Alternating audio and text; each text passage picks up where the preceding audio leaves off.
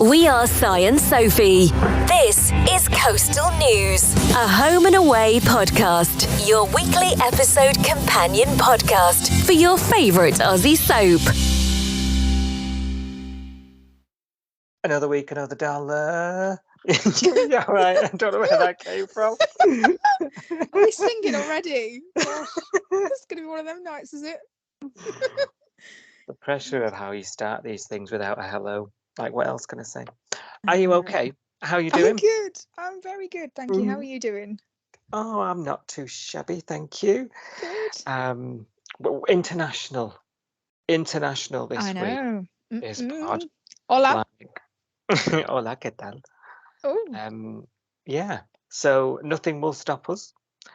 The old Homer's podcast, the only Homer's podcast. Yeah, have you been okay? Bit better. Yeah, a bit better, a bit more manageable, and now I've got a few days off for my birthday. So yeah. Very close. Yes, a couple of days, and I will be significantly older. Do you have any plans?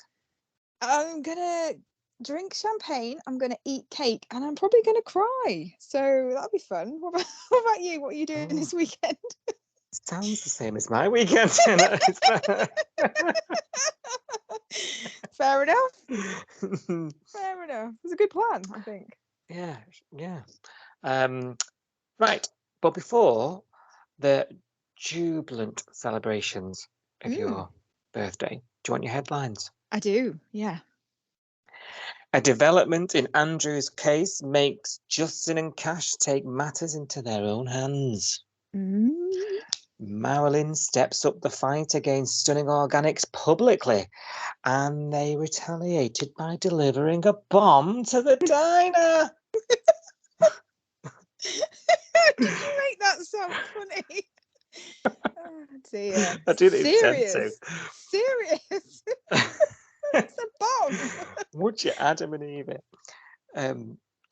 Xander and Kate spend more time together. And Riley and Rose decide to fight for this love.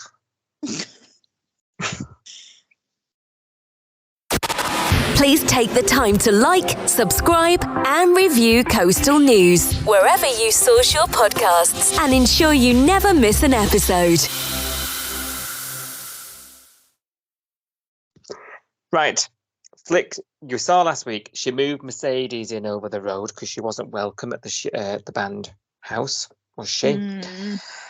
And Bree still at this point doesn't know what the beef is. We were talking on last week's podcast, like, Eden, spit it out, man. You're keeping a girl hanging. You know, and we were talking last week about it not really being that fair, you know, that she was doing that to her. So finally, she does explain that all this blow up is because Mercedes tried to get Remy to leave Lyric and go with her. And I must say, I wasn't expecting that explanation. I don't know about you. No, I was a bit let down. I was more interested in the, why he got expelled from school. I thought that was a much juicier story than this one. But yeah, I don't like her because she tried to steal Remy from Lyric. I really thought it was going to be something more than that. I was like, oh, is that it? Do you think it gave Bree some reassurance, though? You know, like, because she's been panicking, it was romantic. Yeah, maybe. I just think that was probably a bit cruel of Eden to just keep saying, oh, she's a snake, you can't trust her. You don't trust her, Bree. When actually, the reason why she doesn't like it, that would never impact Bree. Bree's not in a band. She's not going to steal Remy away from Bree's band. You know what I mean? That doesn't make sense. I felt this was a bit flat. They made this into a big deal, and then they were like, "Oh, it's just this." And I was like, "Oh, I don't know." I was expecting something a bit more. I was like proper, like, you know, she really did something really terrible. You know. Yeah. I don't know. Not sort of band politics childhood. He's our band, not yours. You know, he's our bassist, whatever he plays. He's the guitarist. whatever he is. I was like, you know, Yeah. it's really, really juvenile. Really, Yeah. really juvenile, the explanation. And yes, Yeah. I wasn't expecting it. Yeah, the boarding school nicking the rugby bus and all that, running off to a gig. That was far more interesting than the actual Eden versus Mercedes story, I thought. Let's see how many more rehearsals the old Brie wants to stick around for if she's there. It'll be interesting now, I think, because we've sort of parked that story now for the rest of the week. But it will be interesting when we pick it up next time whether Brie wants to hang around and know more about the band because she was so dismissive of it last week. Whether she is just sticking around to keep one eye on her. That'll tell she us a lot, I totally reckon. is. Yeah, she totally was. That, the band rehearsal where it blew up and everybody kind of left. And Brie was just sat there watching it. I don't think she would have been there unless she thought that, if it had just been the original lyric members and not Mercedes, I don't think Brie would have stuck around for that. Yeah, She'd have gone for a surf. absolutely. She didn't know at that point, did she? Though, so it'd be interesting to see whether she believes because that'll tell us if she swallowed the pill, if she believed what's. Anyway, it'll be more melodrama because we're a week out from the Battle of the Bands, and Remy's given, he said to Mercedes, give me a couple of days, I'll sort it out, or give me was it hours even? Yeah, 2 hours. He's not got long to talk them round, but we haven't seen it since, so who knows what's going on. Now, last week Cash was stewing over Andrew's case. You remember they went up to the compound. We weren't that impressed with the digs. It certainly wouldn't save you at Hiroshima. And shouldn't laugh, but it's true. From what we've seen, I don't really see how they're going to survive the end of the world. No, but there we go. Never mind.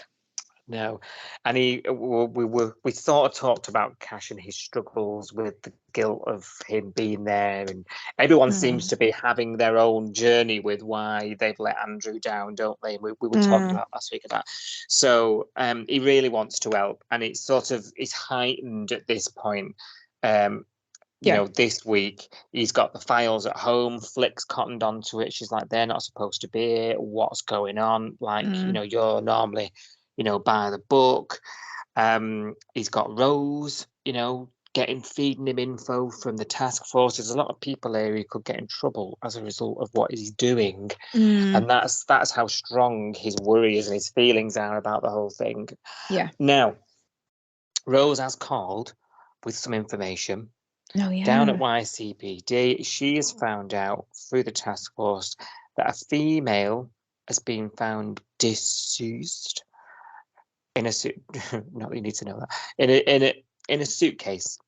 And the DNA, does the DNA match Andrew's mum at that point? They said it was Andrew's real mum, and they said the forensics says that she's been dead for at least 10 years. And I think we surmised from the fact that she's been found dead in a suitcase, she's been murdered, hasn't she? You don't just accidentally fall in a suitcase and die. Well, Rose said that, didn't she? You don't die of natural causes in a suitcase. Not generally, no. Asphyxiation. Yeah. But yeah, this is a real step up now of danger. In Cash's like, okay, these guys are. This is like the proof. I knew they were dangerous, but now like, okay, this is another level now. What do we do?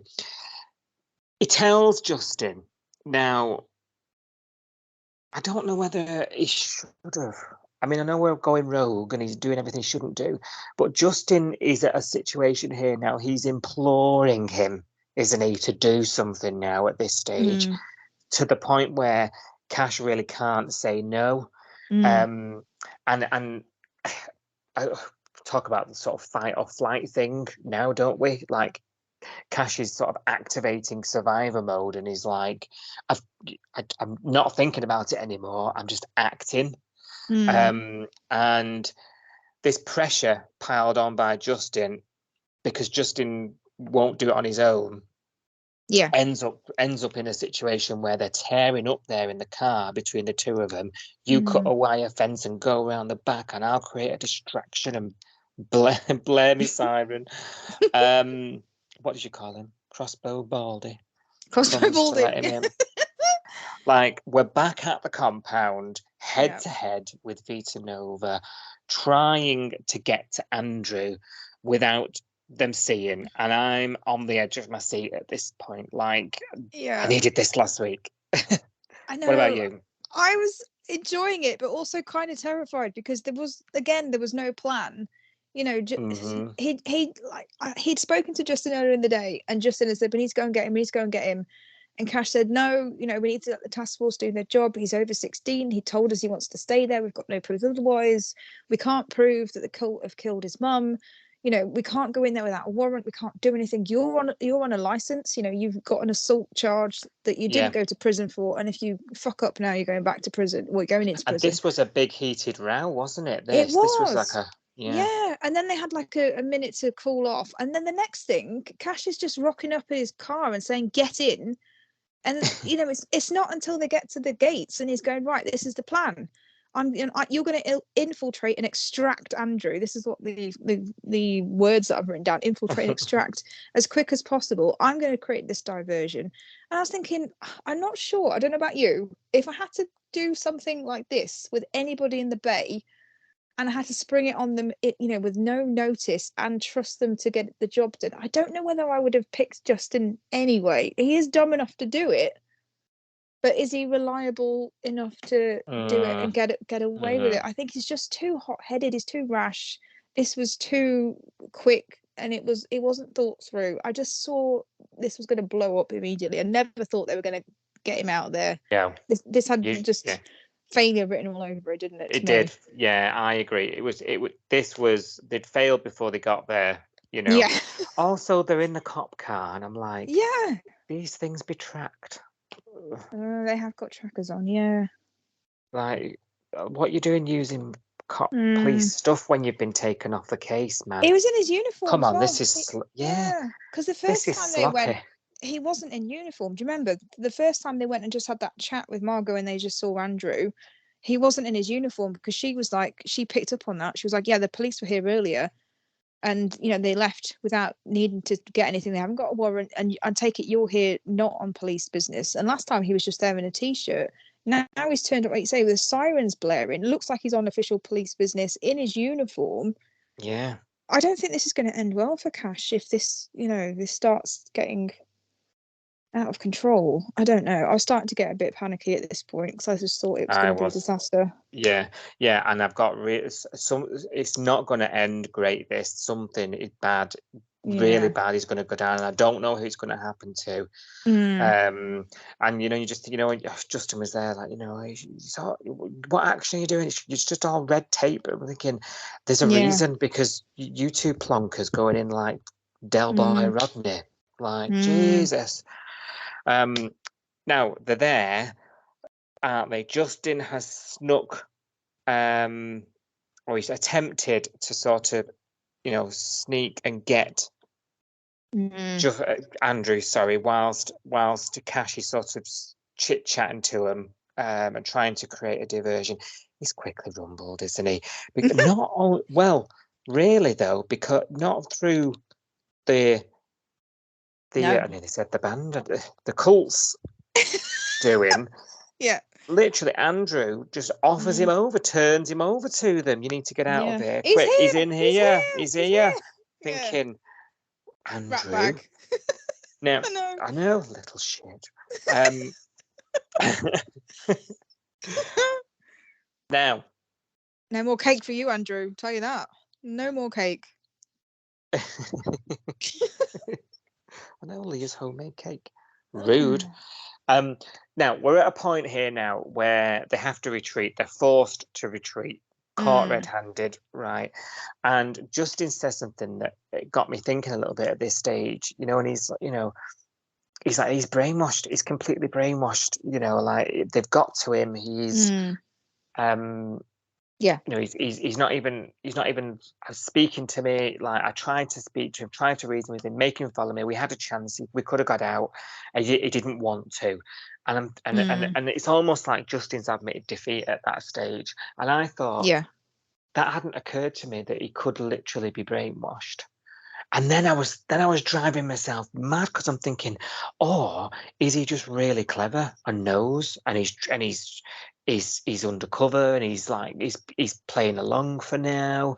And I was just like, I was racking my brain thinking, which is it? You know, is Andrew switched on enough?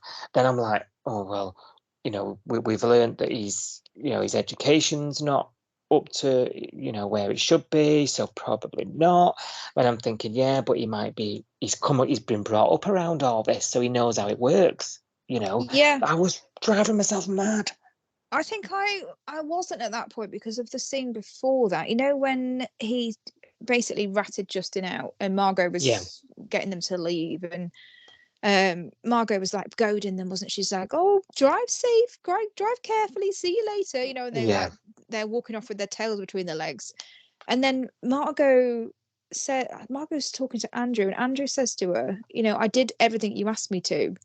I did what you asked me to, you know, by alerting you that."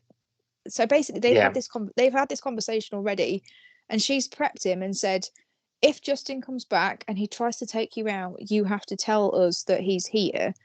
So he's kind of saying to her, I did what you asked me to. I did it. You know, I don't think he's doing it because he thought that was the right thing to do. I think he is doing that because he's been told to, and he's just trying not to get into trouble. Because not long after that, she says, take him to the room. And these two guys, they've basically kind of lift him off the ground and carry him off to the room, which I'm assuming is the metal room that I want to live in. So I don't know. I kind of read that as Andrew doing what he thinks he's supposed to do so that he doesn't get into trouble and doesn't have to go to the room. I don't think he necessarily did it because he thinks that was the right thing to do. And I don't know. See, I thought that, but then I thought, oh, is he trying to build trust? You know, like I was trying to work out like how smart he is in relation to it. Like I'm thinking, yeah, okay, you know, he's done what he's been told. They've got to him. He's resigned. You know, he's given up. He's there now. Like what does he do? Or by doing that, does he then gain a bit of trust and then a bit of leniency as a result? Like I'm a bit like probably overthinking it. You're right, because they'll be watching him like a hawk right now, because they'll know that he's a flight risk. They'll know that Justin's going to try again. So he's not. Andrew's going to be in this room on his own, presumably with the door locked and all that sort of stuff, which he doesn't want. So you're right. He's got to prove himself. He's got to say, "I did what you told me to. Treat me better." You know, let me off the lead a bit, because they're keeping him on a short leash, aren't they? Really keeping an eye on him. So it could be that. It could well be. And if we just fast forward a little bit, we'll come on to it because there's so much to discuss with this that's gone on this week. But fast forward, I'll mention it now because it's relevant. Justin finds a note in his pocket. Yes. And I believe that note was put there during this visit we're talking about now. Yes, which means it was premeditated, because he'd got no way of knowing, and he'd got no way of writing that note at that time.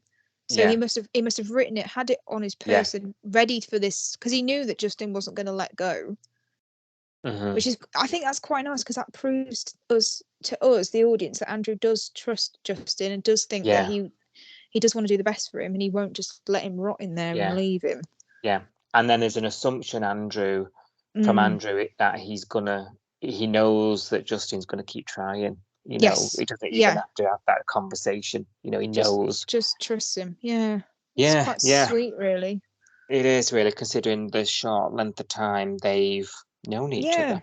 And he's got no reason to trust anybody, because he's not been brought up normally. You know, he's not been brought up to trust strangers. You know, anybody outside the cult is bad. That's what he's been taught, you know, and brought up to think, isn't it? So.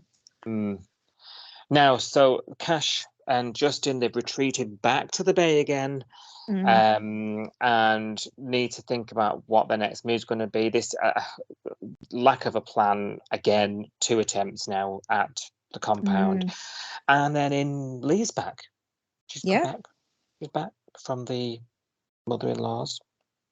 Did you see a tweet? We got a tweet from Chad, I think, this week saying a theory about where Leah, because last week on the episode we were saying, where's Leah got? And all of us had gone to her. No, it was 2 weeks ago, actually. She's gone off to her mother-in-law. Which mother-in-law? Where's this come out of the blue? Why now? Why, when all this is kicking off, has she gone? And Chad reminded us, Ada actually hurt herself this year, didn't she, earlier this year? Was it last year? I can't remember. When she did something to her back. Mm-hmm. Would have had to have been some time ago for it to be this, wouldn't it? Yeah, but was it a while back? It was a while ago. She was in bed and she was asking on her Instagram stories for suggestions of books she could read because she's going to be laid up for a while and not be able to move. Yeah. So that could be the reason why she wasn't there. It makes sense. It makes absolute sense, doesn't it? Yeah. And that means as well that these scenes we got where she's returned must have been dropped in later on, because there was only Justin and Leah in them. Yes. So they probably were dropped in much later. I was watching her moving around as well, and I thought she probably could have a back injury here because she wasn't making huge gestures or anything. She was just standing there. I was thinking, maybe I was putting two and two together, but I thought, she probably could be injured here. It's going to be that, isn't it? He's on the money, is Chad there. But that makes, so those scenes where she comes back, I was thinking, they must have been dropped in much, a bit further down the line. I bet they just learnt their lines that morning. Like, we need to run these scenes quick. Go. Yeah. So she's back, and Cash, I'll leave you to it. He fills her in, doesn't he? What's going on? And she's at it. She flips a lid, does Leah? Why didn't you save him?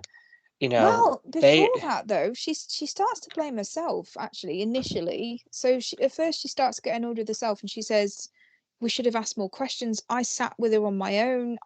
She didn't recognize his toy." She does start to blame herself, and she says to him, "Why didn't we protect him? We failed." It's actually later on in the day when she sat thinking about him at the kitchen table, and there's like these flashbacks, like PTSD flashbacks going through her head of Andrew going, "Help me, Leah, don't let them take me, Leah," blah. And he didn't want to go and see somebody in the hospital, didn't he, or something, some psych evaluation, and he was saying, "Help me, Leah," and all this stuff. And she starts making a cake, I think, or something, and then it triggers all these memories and all this guilt. And that's when she lashes out on him, and she just says, "You had one chance to get him out and you left him there. This is on you." Isn't she? To Justin, which was like, that's so harsh. And Justin tries to make her see, though, that they'd all been through that stage. Cash, him, Theo, they're all feeling it as well. And she does say to them, "Give me a minute. This is new to me. You've had a few days to process this. I haven't." Yeah, it's a good point. It's a good point. And they want to help, and she's basically, sort it out. Why haven't you got him? You've been up there. Well, I'll go up there then. You're just thinking, Leah, what are you going to do? Like she's desperate, isn't she? Really, just to sort of get him back. And we promised him we'd look after him and he'd be safe here. And I was like you said, I was sat with that woman in this very room. You're just thinking, none of this is helpful. No. If you'd have seen what we've seen up at the compound. And then they do later, they're out for some food at Salt, and that's when they find this note we mentioned earlier. And then that's like, you need to get this note in.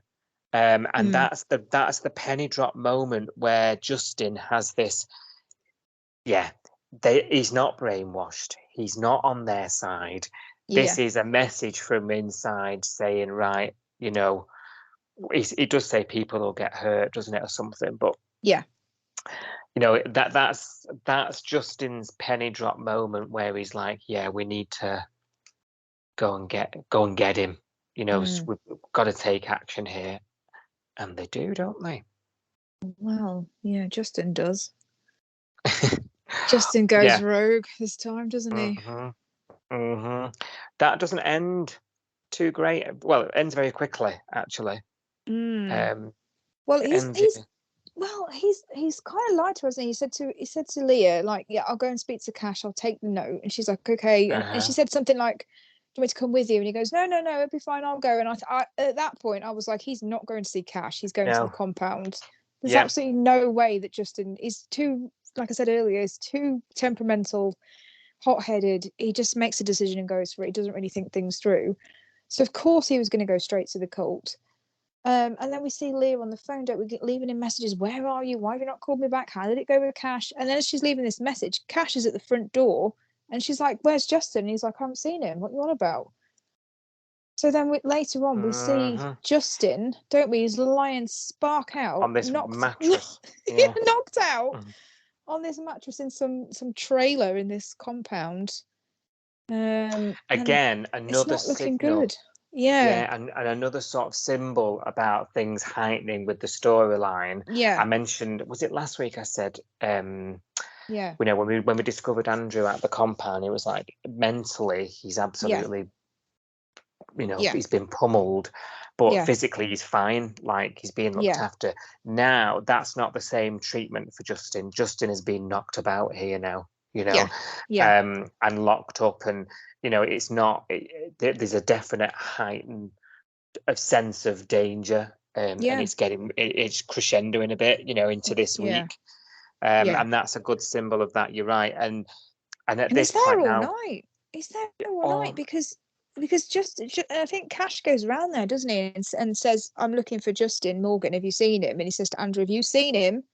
And Andrew's looking at his feet, and Margaret goes, "Answer him. He's asking you a question." And he's like, "No, I haven't seen him." And at this point, we know it's a lie, don't we? Because you can just tell.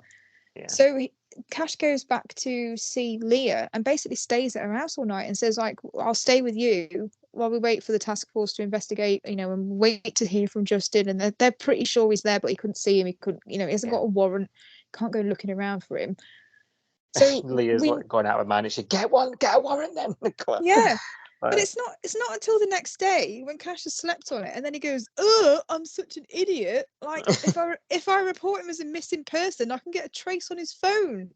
And I was actually thinking that. I was thinking, well, if he's genuinely gone missing, nobody knows where he is, and Cash is a copper, why can't he? Because what he's saying is, "I can't investigate Andrew because it's gone to the task force and I'm off the case."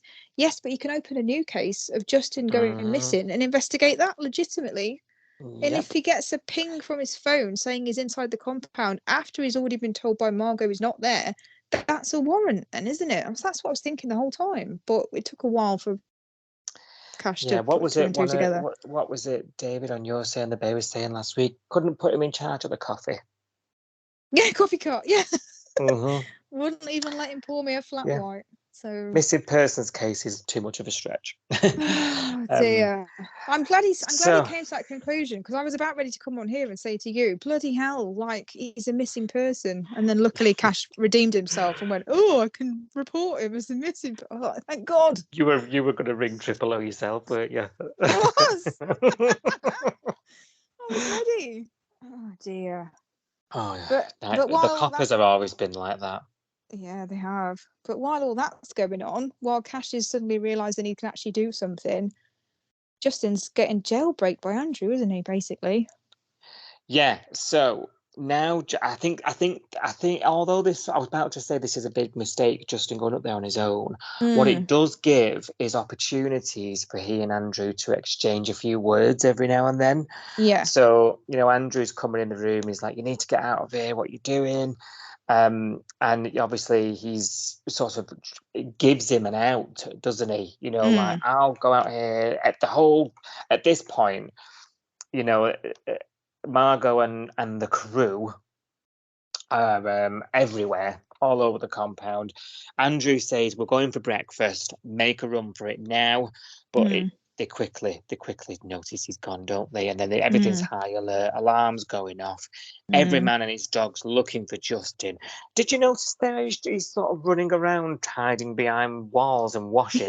You're like, there's people everywhere. Everywhere. That compound is full of people. They weren't all at breakfast at all. They were just running around with the siren going off. It's terrifying. I'm like, he just walked past a group of about 3 people. Like, there's no way they didn't see him. Are we supposed to believe that this group is so big that maybe they don't all know each other, and that he could just run? Because to be honest, he looks a bit gross, and they all look like they've been camping for weeks, don't they? Because they're all just covered in mud and a bit dirty looking. So, and he is as well, because he spent a night on this dirty mattress on the floor. So are we supposed to believe that maybe this cult is so massive they don't all know each other's names or faces, and Justin can just Maybe. run past a group of them Run without them free. Mm. noticing who he is? But obviously Crossbow Baldy recognises him. Well, speaking of Crossbow Baldy, stops him in his tracks. I actually jumped, nearly like sick-upped. Like, oh, I'm really not good with this stuff. Oh no! I didn't expect crossbow attack. Well, it was coming, wasn't it? We've been shown this Crossbow Baldy and Crossbow Beardy. There's two of them. Crossbow Beardy, he's got a crossbow, and Crossbow Baldy. That's what I've been calling them because they've got no names. We've been seeing. I knew something had to happen. We couldn't just keep showing these bloody crossbows and not let one off. I was waiting for this. I'll be Well, honest. it's going nowhere now. No. Straight in the leg. Oh, didn't look fun, did it? So don't. I'm going weak thinking about it. I need a minute. Oh dear. We're in a right pickle here Justin. now. Last week I thought we're in a mess. Like, what are we going to do now?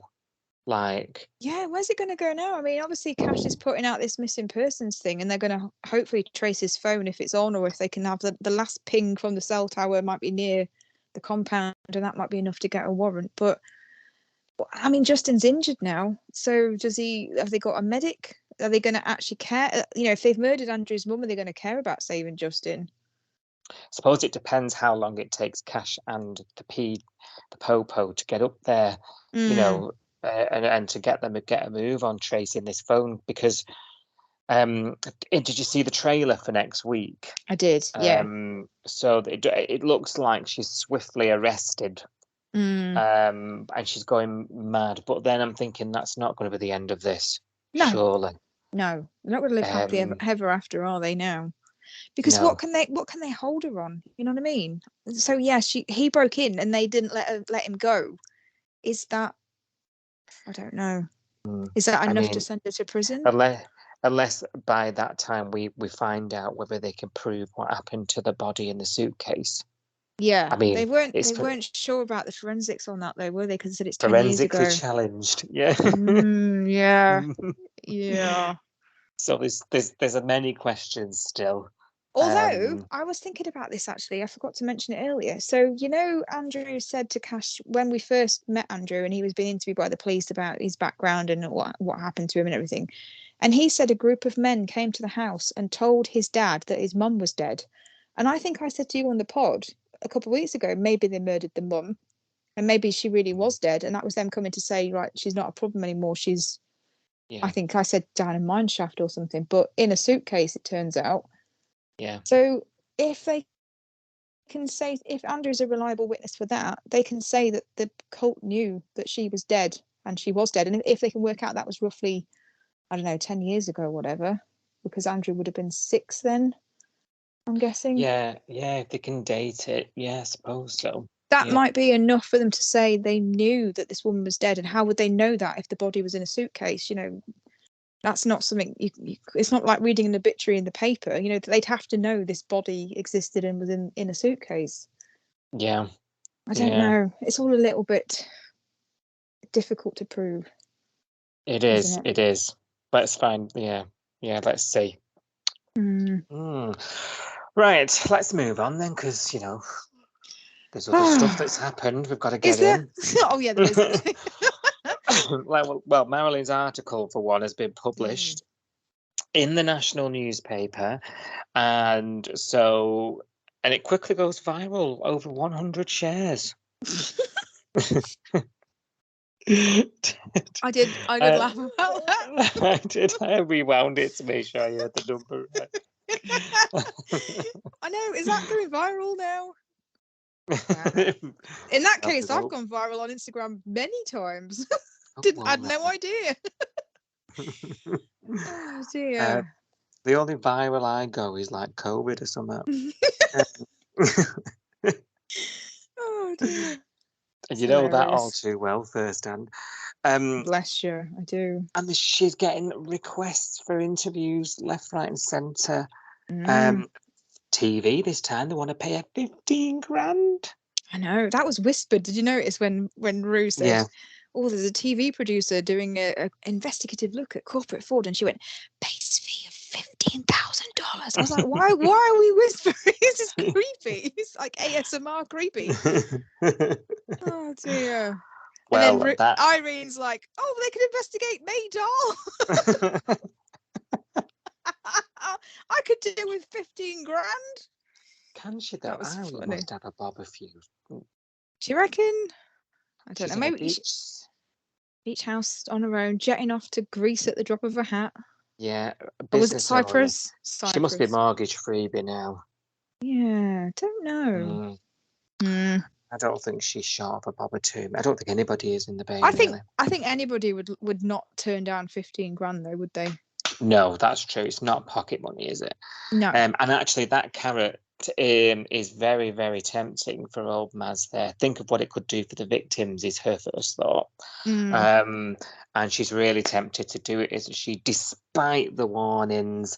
And Irene feels like this is all becoming a bit like a runaway train. You know, you're going to struggle to control it. Tries to have a bit of a word with Rue, which does make Rue sort of recheck, you know, and sort of checking on Maz and be like, you know, is your welfare okay? You know, you sure you want to do this?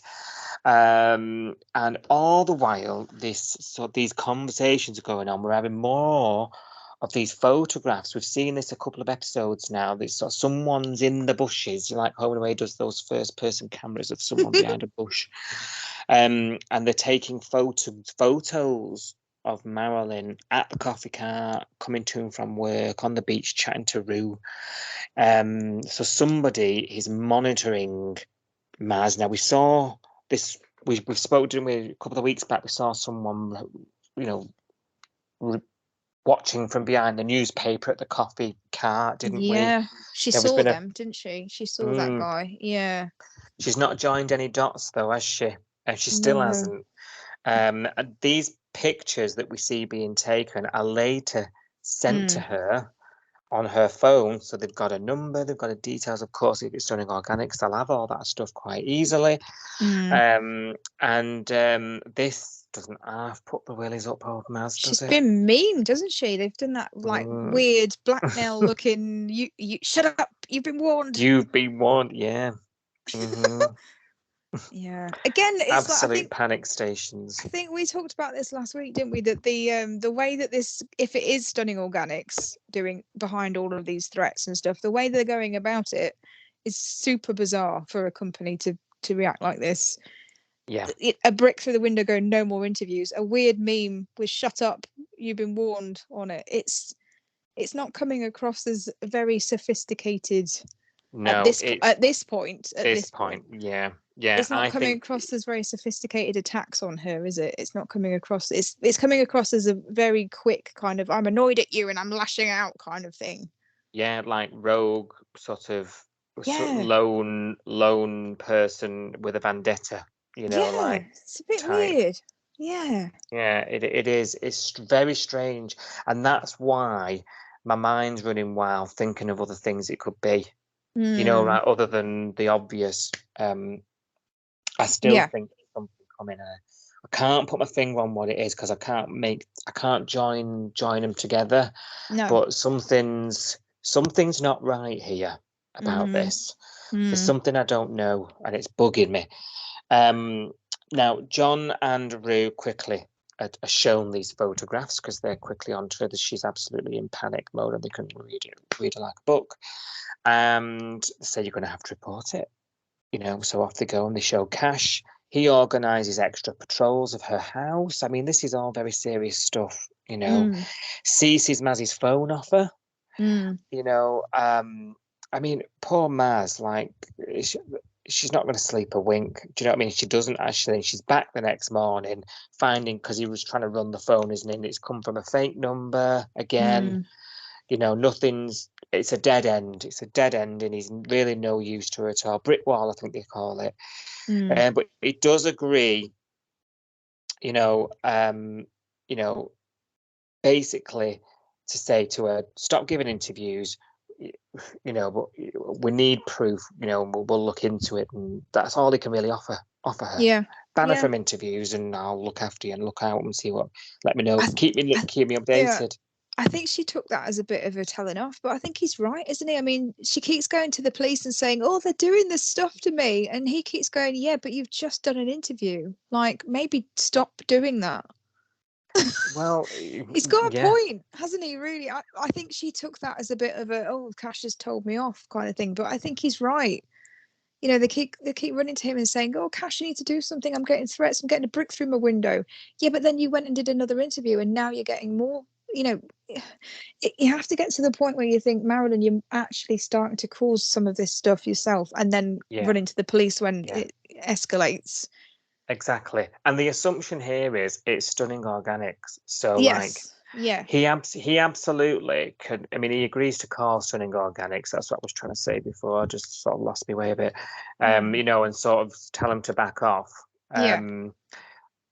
But like remember last week, Akins to what we said, like she's expecting a backlash because she's speaking out. So Yeah. for someone to sort of tell her, no, don't do it, and a policeman of that matter, it probably is a bit startling for her because she's thinking I've been getting loads of this stuff now, and I know, someone taking pictures of me, and she's a bit frightened of that. Doesn't Yeah. know who it is, but But it's like, yes, Marilyn, but you carried on. You got a brick through the window, and then you did another interview, and then you got more threats and someone taking your photos. It doesn't take a genius to work out that you're no. actually making this, making a bed for yourself here. Well, But she yeah. And to still be doesn't fair, what does she listen. then go and do? She still doesn't Hmm. listen. I know. I was a bit face palming at this point because she goes and catches it with Kirby, doesn't she? And Kirby's obviously distraught over Theo. So I don't even know whether Kirby's thinking properly either, because I was thinking this is really bad idea, Kirby, and why are you encouraging it, to be honest. But Kirby says, what do you want to, what does Marilyn want, is essentially what Kirby says to her. And what Marilyn wants is she wants to keep helping the victims, and she doesn't want to be afraid. So they do this another video, don't they? Where, I mean, Marilyn really doesn't mince her words here. She calls out the CEO specifically and says, "I'm going to bring down your company, and there's nothing you can do to stop me." I know it was good though, wasn't it? I know, but I was like, yes, but you've just come from the police, scared that you're getting all these threats. You're getting people. The police are patrolling your house. They're patrolling your workplace, and now you're poking the bear again. And I'm starting to lose a bit of sympathy with Maz here. Yeah, same. You've in defiance. However, I've got a bit of a different angle to it. I think you could argue Kirby has sort of led her astray, just like she did at the Yeah. beginning of this whole debacle, where she was like, "I'll help you. I'll get you online. I'll get you up. I'll get you out there, and I'll do this and all the these online videos that Kirby makes her do on the Yeah. socials. Yeah. She didn't know what socials was at the beginning of all this. It's Kirby that Yeah. has driven that online stuff. And then the second Kirby's got wind of what's going on, she's making her do it again. And I think if she hadn't have sort of been on shift with Kirby, and Yeah. like telling her about it and not had those scenes with Kirby, I don't think she'd have done it. No, like I say, I don't think Kirby's in her right mind. I think Kirby's showing that she's not in her right mind because she's lashing out at Marley randomly, with the whole Rose thing, and saying stuff to him, like some home truths about how he's treated Rose. That's not really Kirby's normal personality either. I don't think she's herself, and I think, like you say, she's encouraging Marilyn, but I think it's because she's angry at the world right now. And Yeah. she's maybe using this to try and make herself feel better, but actually not thinking that she's putting herself and Marilyn in danger. Because it's not just Marilyn they threatened and your friends. And if they're taking pictures of her at work, they're taking pictures of her standing next to Kirby. Kirby's in the firing line. Yeah, Kirby's in the videos. Kirby's in that first video Yeah. about the free coffees. Come down to the diner. Yeah, and she makes a point that it's all over her socials. She's just as complicit, if you ask me. She is. Yeah. In fact, I think you could attribute some fault to this, to a lot of this attention, this negative attention she's getting to Kirby actually. And Kirby was always she was talking her into it. You need to stand firm. You need to, Yeah. Fight this, and fight the baddie. Kirby was annoyed when she said she was going to not bother. Yeah. Like when, Yeah. so Yeah. now things then take a mad turn because Kirby's working at the diner on her own, Yeah. and she takes delivery of a stunning organics box for Marilyn. Now, relations are supposed to have been cut, debt wiped. Why are we getting deliveries of stunning organics? And she phones Marilyn. She says, I don't know if it's been a mistake or they're trying to wind you up, but you've got a delivery here from them. And she puts it to one side. And then we, the audience, get to see the inside of this box. We'll do some weird zoom inside it. And we see the old TV bomb with the ticking clock. Yeah. And you're thinking, shit, like this is now going insane. Like we've now delivered a bomb to the diner. Yeah. And from this, are we now, because before we had some questions, didn't we? So is it Stunning Organics behind all these threats? Because it's not specifically come from them, it's come from these anonymous fake numbers and things like that. So because it's been delivered in a Stunning Organics box, are we now to believe that it is them behind all of these threats, and it genuinely, this is how they deal with their employees? It's a bit far-fetched for me. I think But it even proves the opposite. I don't think this is them, I really? really don't. Yeah. No. And if it is, Stunning Organics is just a front for something way more criminal. Like it's just the shop window. Yeah. Do you know what I mean? Like there's something darker behind the scenes here. Just find it really bizarre that if this was a company, legitimate, which they obviously aren't, this is not how they would deal with their employee grievances, is it? You sending people anonymous threats and a bomb to their workplace. It's just not cricket. It's just bizarre. No, it's not. Well, Rimmel don't post bombs out. Not that we know of. No. No, it's very strange. Anyway. And we're playing past the parcel now with this bomb, aren't we? Because it was like you say, it was delivered to the diner and Kirby puts it in the kitchen. Then Irene's tripping over it because later on it's come out of the kitchen and Xander's moving it out of the way of Irene's feet. And then Leah's tripping over it. And then she's like, what the hell's this? And she takes it to her house. And then Cash comes over because this is when Justin's gone missing and he's disappeared, into the cult compound overnight. And Cash is sat next to the bomb all night, isn't he, at Leah's house?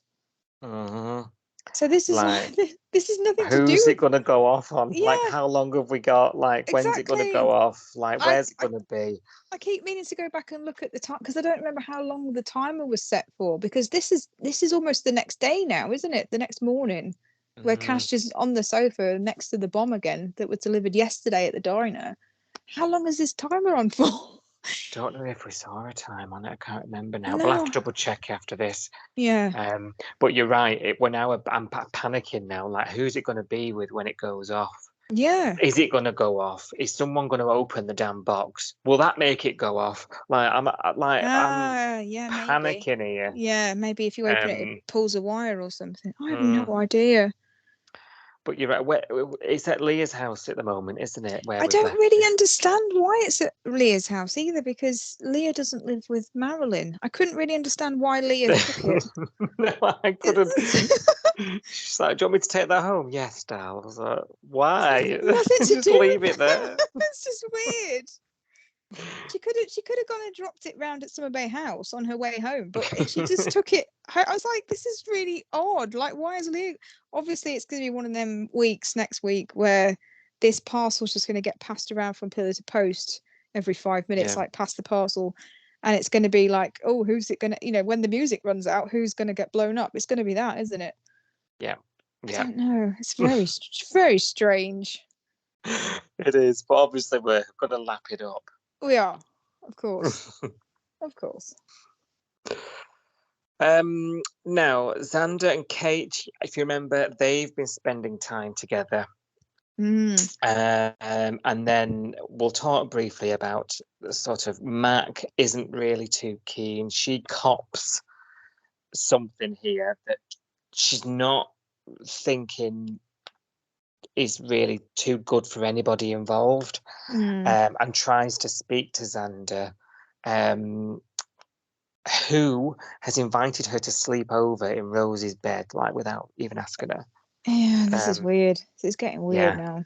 It's just a borderline odd, isn't it? And Matt calls it. Good on it. Call a spade, girl. You go for it. Like, she's becoming dependent on you. Like not as like a replacement to Jamie, but like, you know, she's relying on you. She's leaning on you way too much, and she sort of can't then cope without you. And he's getting invited to the kids' football match, and then she's getting upset that he's not there. And you're just thinking, yes, this is a bit, you know, when you talk about sort of those relationships where someone's too dependent on the other and it's not healthy. Yeah. We're at that stage already. They're not in a relationship. Nothing romantic has happened. Doesn't look like it probably will happen, but him supporting her has given her, I don't know, she's grieving, so it's not like the wrong impression, is it? But like, no, yeah. I don't think it's a romantic thing. I think she's just on her own. And now we've learned that this kid, Timothy, that she mentioned on the first time they met, isn't her child. It's Jamie's child with a woman from a previous relationship. So she's saying to Xander, you know, I'm seeing Timothy less and less. That was probably her one last sort of reminder of Jamie. Yeah, that connection. And now that's gone. And she's now on her own in her house. And she's saying to Xander, you know, my friends knew Jamie, but they didn't know him like you did. And Xander's got all these stories. You know, I keep saying Jamie's Ambo life whenever I hear a story, because it's like a story about a hen party where they turned up to the wrong address and it was a hen party, not the person that they thought was dying or whatever, and how they thought they were strippers. And then he's saying, oh, and Jamie was talking about you and the day you met. And so Xander's got like stories for days about Jamie. So I think Kate being with Xander is kind of keeping Jamie alive, because she's hearing all these stories and it's somebody talking about him, and not just, I guess when someone dies and other people kind of rally around you, they try not to talk about that person because they try not to upset you. What Xander's doing the opposite. Xander's kind of keeping him alive and keeping talking about him.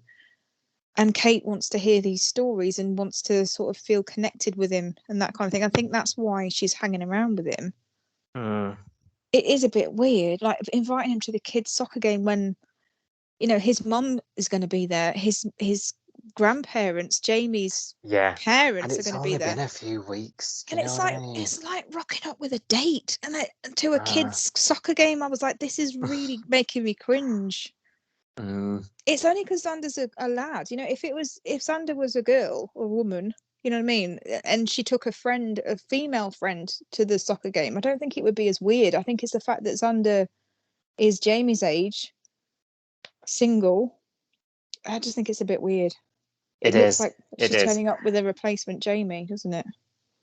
And I think Xander's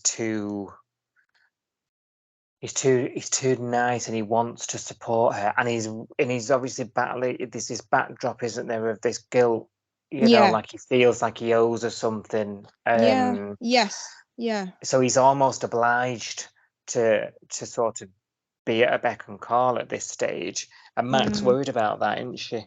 You know? Yeah. I did like the scene though, you know, where Mac sort of says, you know, apologizes about, you know, some of the things she'd said. I did like the scene, and she, you know, and she opens up about how she's just lost Gabe, and she knows sort of what it feels like and things. Because I thought there was a couple of occasions where I thought there was a chance for Mac to say it, leading up to that, and I thought, well, actually, yeah, you know, it's nobody else's business really. And also, it's a bit like when someone does that, you know, when you're going through something and someone goes, I know how you feel because I've been, you don't know how they feel. You can understand it because you've been through something similar, but you don't know how they feel. And it's a bit, I always feel like it's a bit detracting from what that person's going through by saying, oh, yeah, I've been through the same thing and I know exactly how it feels. No, you don't, because everybody feels everything differently. Yeah, everyone. Yeah, exactly. You tell me what to feel. Yeah, I thought that was going to be a red rag to a bull. Actually, I thought Kate was going to kick off again at that and say, "No, you lost somebody that's not Jamie, and your relationship's not the same." And I was thinking, yeah, she'd be right to say that actually. Yeah, yeah. You know, comparing the two, you can't, especially because we know that the Gabe thing was nothing like this. So, yeah, I don't know. Yeah, It's good just very, point. Good. very awkward, isn't it? It is one to watch, I think, because it's all getting a bit. That's going to be weird, whatever happens, and one to be a bit concerned about. But I'm glad Max spoke out nice and early with it. So yeah, and then they made up, didn't they? So she had that go at her, and Kate sort of stormed off and went off to Xander and said, "Max told me I'm a problem, and you won't see me ever again, and I'll stay out of your way." And then Xander has to go at Mac and says, "Stay out of my business." yeah, But then that all gets smoothed out fairly quickly. Mac and Xander make friends the next morning, I think, and then she goes over and apologizes to couple of Kate, doesn't she? OJs. Yeah, a couple of drinks on the house, and it all seems to be back to normal again. Whether it'll stay that way, I don't know, but it is making me feel a bit. I mean, Xander's he's had a lot of drama happening to him since he's joined the show, hasn't he? Since he came to the Bay, there's been a lot of drama happening with Xander, not a lot of happiness, and it was just starting to get to the point where he was, you know, enjoying his bar job and getting on an even keel again, and things were starting to sort of look a bit more normal. And now this has happened, and I am worried that it's going to be another, I don't know, upsetting time for Xander coming up. I don't know. It just doesn't look like this is the He does end. recognise, doesn't he, that he needs help too, and Yes. them two being friends might help him to work through it as well. So let's see. We might be proven wrong. Happy to be. Yeah. Yeah, it's a bit worrying. And lastly, we'll mention, like we did last week as an afterthought, Marley Rose. Oh, gee. He's telling Rose that he'll keep showing up and he'll fight for that love. And even in tough times, and then they sleep together and everything's fine. And I'm just a bit like, why is it this difficult so early on in the relationship? I was going to say, this should be honeymoon period. It shouldn't be, fight, break up, make up, break up, make up. My sister says we're good together. Like, based on what? Like, I don't understand this relationship at all. And then there's that whole miscommunication thing. He's talking about a party for his mum, isn't he? And going, "Oh yeah, you can't miss this party." And she's like, "Oh, can't I? Am I invited then? Am I going? I don't really want to meet his family." And she's freaking out. And then later on, he's like, "Oh no, you're not invited. It's family only." So they're back together, but he doesn't really see her as family yet. You know, what are they then? What is this? Yeah, this whole "I'm coming to your mum's birthday, no, I'm not" boring misunderstanding was just like. But it drove home to us that they're not there yet. You know, they've been together 5 seconds. Even though they're arguing like they've been married for 40 years, they've only been together for 5 seconds. He doesn't see her as part of the family unit yet. You know, she's not that relationship that you take home to your mum yet and go to the family party. She's not part of the family. So what is this? I don't really get it. That's the $1 million question. I don't really get it. It's not a hookup. It's like I don't know. They fight like cat and dog. I'm sorry, I just don't get it. They do. And to any lad his age would be like, sack this. Yeah. You know. Why do they like each other? I don't get it, because they don't seem to like each other very much. Is it an sex thing? Because they do seem to enjoy the bedroom antics, but that's not particularly exciting for us as the viewers. I'm gonna say that looks like it could be boring anyway. Yeah. Bit of missionary and we're done. Does look a bit like that, yeah. I'm not feeling it. Nope. Thank you for listening. We will be back with more episode discussion from Summer Bay soon. Until then, join the discussion online at Coastal News Pod.